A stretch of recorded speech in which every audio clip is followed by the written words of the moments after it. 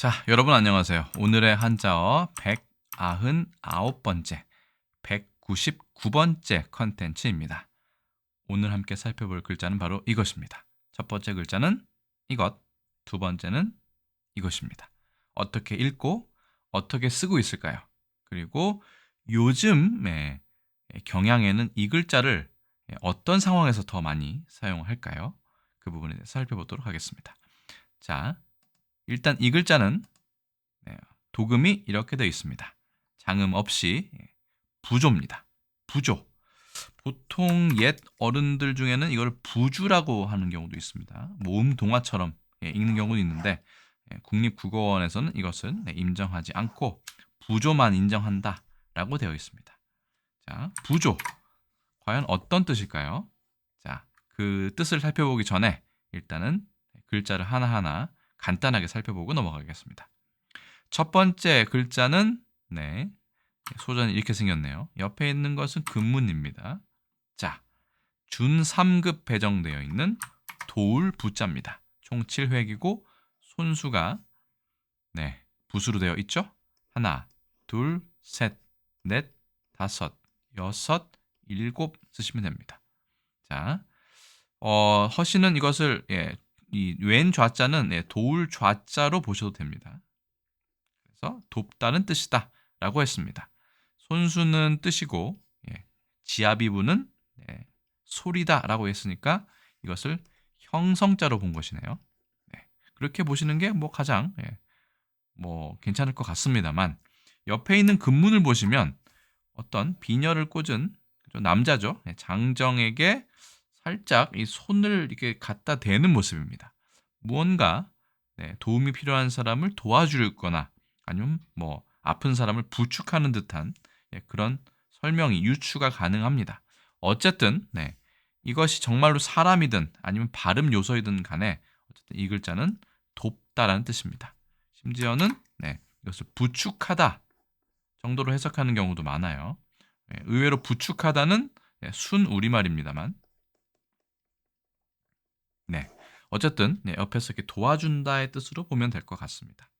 꼭 지압이라고 해석하지 않아도 형성자로 보면 되니까요. 자, 아래쪽에 있는 조자는 준사급의 도울 조자입니다. 재밌는 게 이것도 설문해자 찾아보면 허신이 도울부도 왼좌, 도울조도 왼좌를 해놨습니다. 이 좌자는 말씀드린 것처럼 도울좌하고 서로 통하니까요. 역시 도울부자나 도울조자나 둘 다 돕다의 뜻이다 라는 것을 할 수 있죠. 그리고 힘력자의 뜻을 따르고 이건 또 차자죠. 또 차자의 음을 따른다 라고 하면 역시 둘 다 형성자다 라고 허시는 본 것 같습니다. 자, 하지만 이것도 굳이 설명을 하자면 위에 거는 사내에게 손을 이렇게 건네서 뭔가 부축해주다, 돕다라는 것이고 이것은 이 글자가 또 차이지만 재단이나 아니면 비석을 나타내는 경우가 있으니까 비석을 세우려면 힘이 필요하다. 혼자서는 못하고 많은 사람들이 도와줘야 한다. 라고 어떻게 보면 살짝 억지 해석을 할 수 있습니다만 글쎄요. 모르겠습니다. 일단은 허신의 설문해자에서는 이것을 형성자로 봤기 때문에 이 글자나 이 글자는 모두 사운드, 소리를 나타낸다 라고 보셔도 될 것 같습니다. 자, 그렇게 됐고요. 아까 썼나요 이거를? 7획입니다. 똑같이 하나, 둘, 셋, 넷, 다섯 살짝 올라가고요. 여섯, 일곱 이렇게 보시면 됩니다. 그래서 부조, 돕다의 뜻입니다. 순수하게. 그래서 거기에다가 이제 그 서로 상자를 넣어서 상부, 상조라는 표현은 예전에 많이 썼는데 요즘에는 거의 들어본 적이 없는 것 같아요. 협동이라든가 상부, 상조 이런 표현은 최근에 들어보기가 좀 쉽지는 않은 것 같습니다. 자, 넘어갈까요? 그러면 우리나라 국어사전에는 어떻게 정의를 하고 있는지 살펴보도록 하겠습니다. 자, 첫 번째 뜻은 이렇습니다. 부조가 잔치집이나 경사네요. 상가, 이거는 애사입니다. 그렇죠? 잔치집이나 상가 따위에 돈이나 물건을 보내어 도와준다. 또는 도와주는 돈이나 물건, 특히 뒤에 쇠금자를 붙이지 않아도 돈의 뜻으로 쓰는 경우가 많죠. 부조하다. 부조금을 내다라고 얘기 안 해도 부조하다라고 하면 보통 물건은 옛날이었겠죠. 비단이라든가 이런 걸 줬겠지만 요즘엔 돈으로 주죠. 쌀도 그렇고. 네, 그래서 부조의 뜻은 잔치집, 상가, 결혼식 등의 돈을 내는 것을 말합니다. 그것이 그 가족이나 남은 가족들을 도와줄 수 있기 때문이죠. 부조. 자, 그러면 예문을 보겠습니다. 결혼식 부조, 장례식 부조. 그런데요, 요즘에 보면 예전에는 이 부조라는 말이 결혼식에도 장례식에도 모두 자연스럽게 쓰였던 것 같은데 요즘 사람들은 요즘 젊은 사람들이라고 얘기할까요?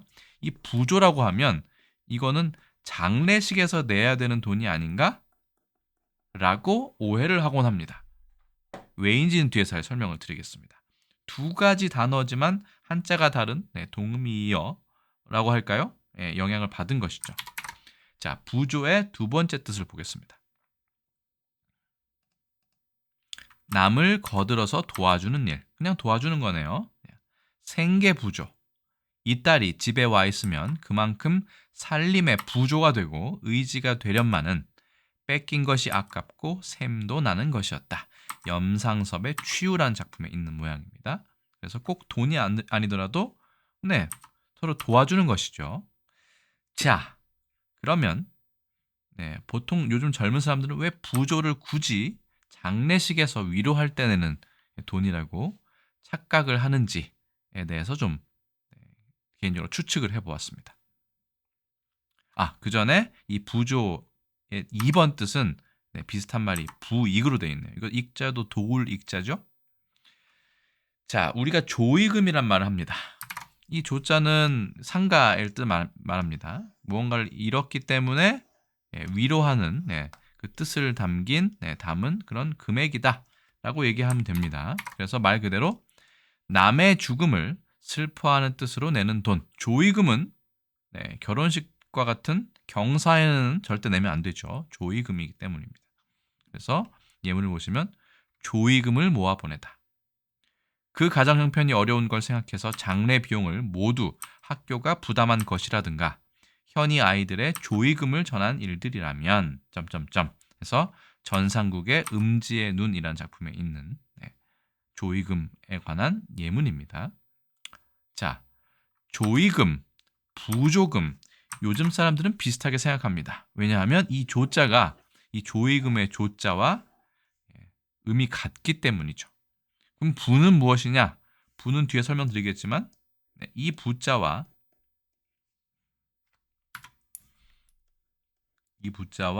음이 또 같습니다. 그러니까 요즘에 젊은 사람들은 부조라고 하면 이 부자와 이 조자를 떠올립니다. 자신도 죄송합니다. 이게 아니죠. 그래서 위에 뚫으면 안 되고 이렇게 내려야 되죠. 그래서 부조라고 생각하는 경향이 있습니다. 많이 그렇지는 않고 제가 주위에서 보면 이렇게 생각하는 경향이 꽤 있는 것 같다라는 것을 최근까지 느끼고 있었기 때문에 설명을 드리는 겁니다.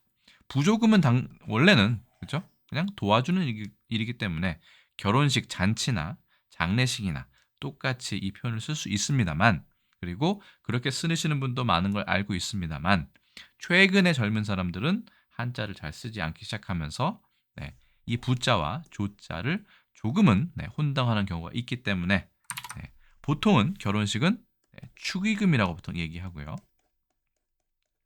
그렇죠? 장례식은 부조금이랑 부조한다. 이런 말을 주로 쓰고 있습니다.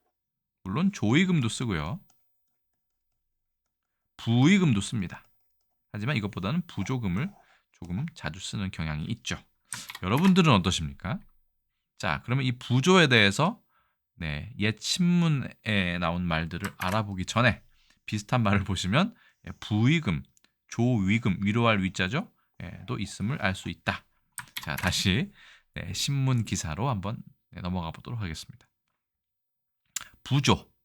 자, 보시면 1925년, 1958년 모두 동아일보네요. 자, 부조는 단불량. 부조는 단연코, 결단코 사양하지 않는다. 이렇게 되어 있네요. 부조라는 표현이 있는 걸 알 수 있습니다. 자, 그 다음요. 부조와 부의 되어 있네요. 예. 이거는 칼럼식의 형태의 어떤 글인데요. 기고문인데 예, 여기서는 이렇게 얘기합니다. 부조는 오히려 예, 결혼식, 뭐 장례식을 쓰지만 결혼식에 내는 돈이라고 여기선 설명을 하고요. 부의는 누가 봐도 예, 장례식에 내는 돈이죠. 그래서 예, 여기에 내는 돈의 액수만큼 네, 본인의 출세에 네, 활용을 하는 사람이 있고 그렇게 출세에 활용을 할 수 있게 분위기를 조성하는 상사들도 있더라. 뭐 이런 얘기를 하고 있습니다. 정부 관리들이나 어쨌든 비판적인 어떤 칼럼인데 거기에 보면 네, 이 부조금은 결혼식에 내는 것, 부인은 장례식에 내는 것이라고 예를 들어 설명하고 있습니다. 그러니까 1958년까지만 해도 네, 이 부조라는 거는 결혼식에도 쓰고 장례식에도 쓸 수 있는 그런 폭넓은 의미였다라는 것을 간접적으로 알 수 있죠.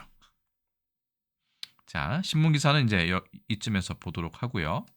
그 다음에 부조가 과연 다른 나라에서도 쓰이는지 살펴보고 오늘 컨텐츠 마치도록 하겠습니다.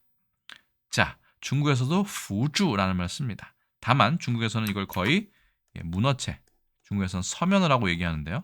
문어체로 쓰일 뿐 우리처럼 이렇게 자주 일상생활에 사용하지 않습니다. 자, 일본은 어떨까요? 일본도 마침 후조라고 해서 부조라는 말을 쓰지만 역시 일본도 이게 문어체에 해당합니다. 그러니까 우리도 이 부조가 뭐 아주 구어체는 아니지만 이렇게 우리처럼 중국과 일본에서 자주 쓰이지는 않더라 라고 하는 것이 제가 조사한 결과입니다. 중국에서는 이런 표현도 쓰고요. 찌에지, 접, 이게 제자입니다. 건널 제자, 구제할 제자. 네. 그리고 영어도 굳이 해석을 하자면 contribute나 이건 뭐 공헌하다의 뜻인데요. condolence money 정도로 의역을 할 수 있다. 정도로 보시면 될 것 같습니다. 그래서 부조라는 말은 우리나라에서는 그래도 꽤나 자주 쓰지만 중국과 일본에서는 완벽한 문어체로 아주 자주 쓰이지는 않더라 정도로 보시면 될 것 같습니다. 제가 사실 이 부조라는 이야기 표현을 가져왔을 때는 예전에 들었던 상부상조가 과연 어떤 뜻일까, 어디서 왔을까를 하다가 보니까 이 부와 조자가 발견되었고 특히 요즘 사람들이 조금은 오해해서 쓰고 있는 경향이 있더라라는 점까지 아울러 보충적으로 설명을 드렸습니다. 오늘의 한자어 199번은 도울부, 도울조자가 결합한 부조에 대해서 배웠는데요. 제가 말씀드렸는데 여러분들은 오늘 한자가 어떠셨는지 모르겠네요. 혹시 이 부조를 조의금 정도로만 생각하고 있는 경향이 있으시다면 댓글로 알려주시기 바랍니다. 적어도 제 주위에는 이 부조는 조의금과 많이 헷갈립니다. 부의금하고도 헷갈리고요. 그런 경향이 있기 때문에 제가 설명을 드린 것입니다. 자, 하지만 원래 뜻은 잔치에도 낼 수 있고 결혼식에 낼 수 있고 장례식에도 낼 수 있는 것이 부조 혹은 부조금이다 라는 사실을 다시 한번 강조드리면서 오늘의 한자어 199번째 부조에 대한 설명은 모두 마치도록 하겠습니다. 여러분 안녕히 계세요.